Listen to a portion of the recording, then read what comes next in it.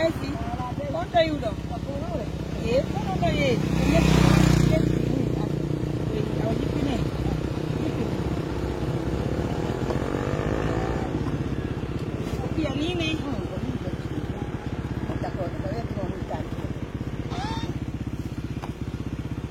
Ogni tanto oggi? Quando ci danno più? Quando mangiamo no? Nyama tarun do. Oh là là. Ala de. Jam suno ye jam? No haisi? Vai poi queste jam. Wow, attends. J'attends rapidement.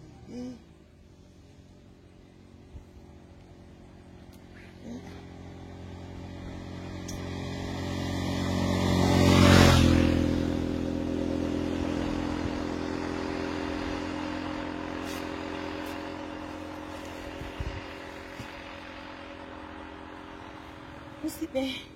Nene nyame no mabugo do non tunno. Kondo yato? Yaade kasar. Ko lekki ono no yeri? Lekki uri o. Ko jelu? Ko sa ta ko semmi. Wala. Oh nene.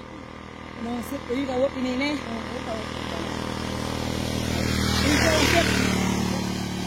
Kono ma ke don? Adem. Nene Maria ma ke don? Quanto hoddon? Kasar.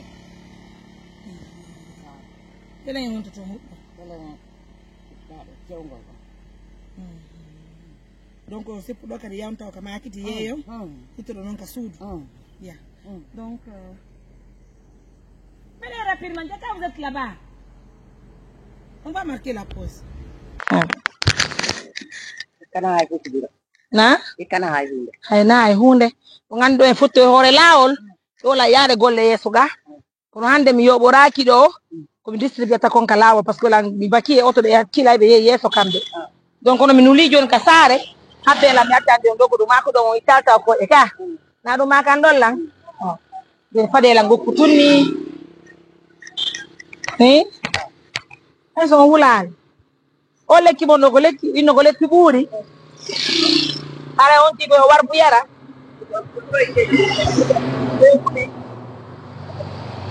O yaw kadi unon non yeyo. Allahu akbar. Mesdames et messieurs, on rencontre une maman.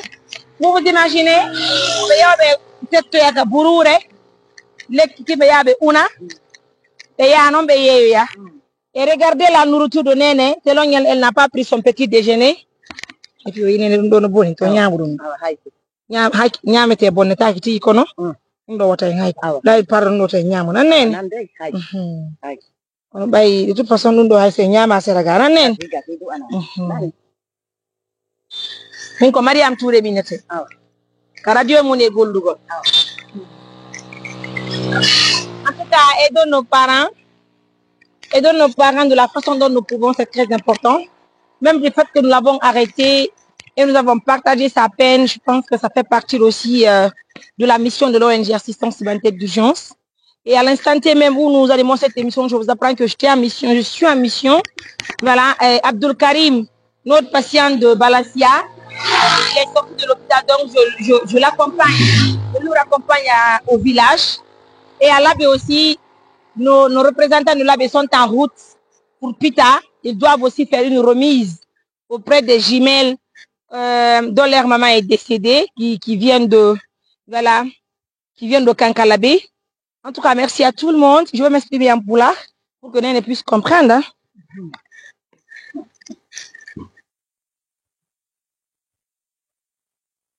Yebir. Munko yangine. Wakila golnani. Ok. Donc on va marquer la pause en zone. Nara ini cuci kaki itu lagi dong. Dua lah doe. Kira kira dua maka apa tuar? Dah.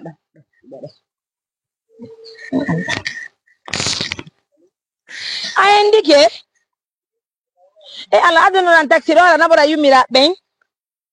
Kono ya ben sere menen ndi anda ngariga. Ah oui, c'est pas une chose qui est facile dans le boulot. Birabe adra moto ya orondo mene kame continue golle amende. Kono indi anda ngari. On va attendre. On va marquer la pause. Mais il y a des balanciers. Hey, il faut couper ça. Tu as vu? Oh, il y a photo. Envoie ça. Ala ko di do sa ko di baro nani. Ala en do ko non ji.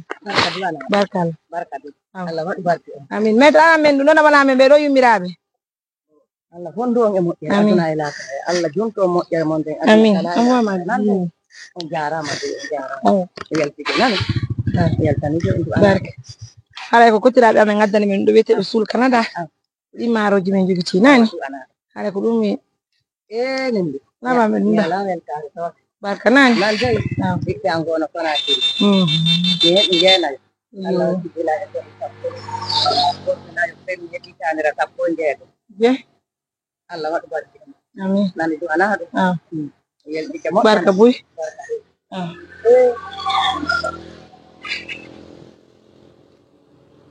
Taxi me.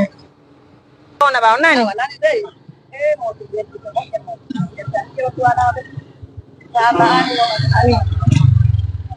C'est bon. Yo no jarama nani? Taxi na ubero kamatte. Aindi ke mbudin ka? Na?